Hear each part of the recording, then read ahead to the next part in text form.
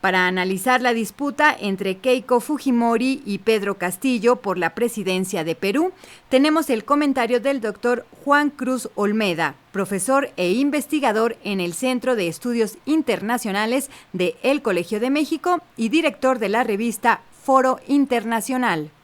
Los resultados de las elecciones presidenciales que tuvieron lugar en Perú el pasado domingo 11 de abril se dieron en línea con lo más o menos esperado. El voto se fragmentó entre los 18 contendientes, lo que derivó en que ningún candidato consiguiera el apoyo necesario para declararse triunfador en primera vuelta.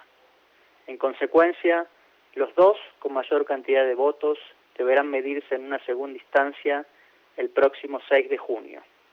La disputa se dará entre Pedro Castillo, del Partido Perú Libre, y Keiko Fujimori, de Fuerza Popular, quienes apenas se destacaron por sobre el resto, obteniendo cerca del 19% y apenas por sobre el 13% de los sufragios, respectivamente.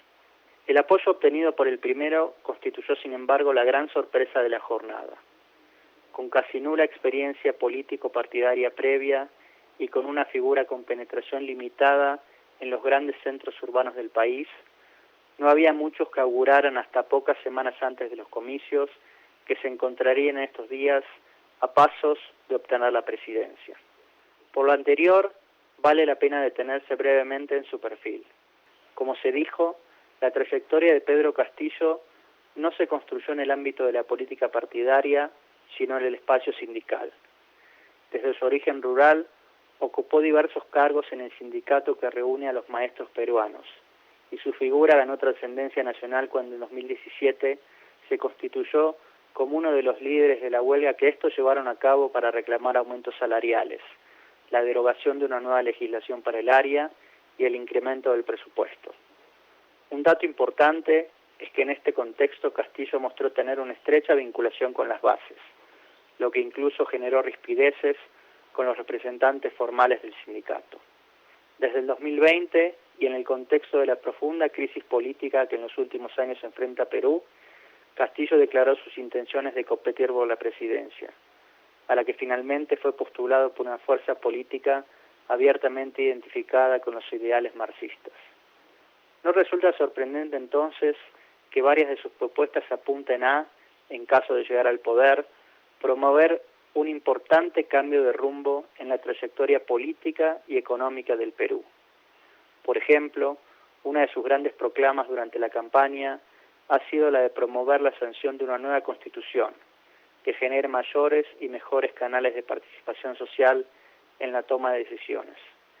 También ha apuntado a ampliar el rol del Estado en la economía y a aumentar de manera significativa el gasto social, fundamentalmente en salud y educación. Castillo tampoco ha dudado en expresar públicamente sus posturas conservadoras en cuestiones sociales, declarándose en contra de temas como el aborto o el matrimonio entre personas del mismo sexo. Por lo que ha sido mencionado, el perfil de su contrincante, Keiko Fujimori, no podría ser más contrastante. No solo porque en términos ideológicos se ubica en las antípodas, con una visión económica pro mercado y declarando la necesidad de una política de mano dura en términos de seguridad, sino porque su trayectoria no puede desligarse de la de su familia. Una dinastía política que desde los años 90 ha jugado un rol relevante en la vida del país y que fue fundada por su padre y expresidente Alberto Fujimori. Keiko no solo creció a partir de esta plataforma, sino que ella misma ha desarrollado una amplia carrera política propia, siendo esta ocasión la tercera en la que accede a competir en la segunda vuelta de las presidenciales, habiendo sido derrotada en 2011 por Ollanta Humala y en 2016 por Pedro Pablo Kuczynski. Si su propio apellido le sirvió desde los inicios de su camino para consolidar rápidamente una base de apoyo sólida, el haber formado parte desde hace mucho tiempo de una clase política peruana atravesada por escándalos de corrupción que la han llevado incluso a pasar tiempo en la cárcel, se ha convertido en un obstáculo para hacer crecer su apoyo. En el marco de una sociedad que se ha distanciado de los políticos tradicionales, no resulta sorprendente que al identificarla como parte de ese grupo, la imagen negativa de Keiko y el porcentaje de encuestados que declaran que nunca la votarían hayan crecido de manera sostenida en los últimos tiempos. Resulta prematuro arriesgar respecto de quién ganará en la segunda vuelta. Las primeras encuestas dadas a conocer en estos días han mostrado una preferencia creciente por Castillo, aun cuando cerca de la mitad de los consultados se declaran todavía indecisos. Sin duda, este será el sector del electorado al que apelarán ambos candidatos, moderando algunas de sus propuestas más extremas. Castillo probablemente buscará convencer a los moderados de que su potencial presidencia no llevará al Perú a convertirse en una nueva Venezuela, mientras que Keiko agitará este fantasma de manera reiterada. En este camino, apelará probablemente a desarrollar una campaña sucia que retome las denuncias que en el pasado buscaron vincular a Castillo con organizaciones simpatizantes del ex grupo guerrillero Sendero Luminoso. La propia Keiko, sin embargo, deberá trabajar para revertir su imagen negativa, profundizada por las investigaciones sobre corrupción y financiamiento ilegal de campaña que la tuvieron como protagonista. Esta identificación con la política tradicional será sin duda un flanco que explotará Castillo, mostrándose como la única opción nueva.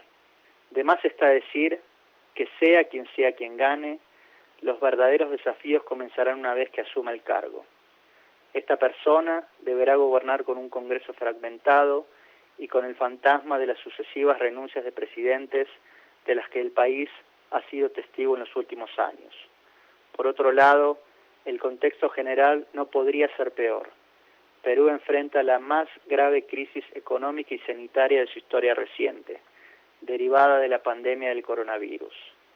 El nuevo o la nueva presidenta deberá mostrar desde el inicio si está a la altura de las circunstancias.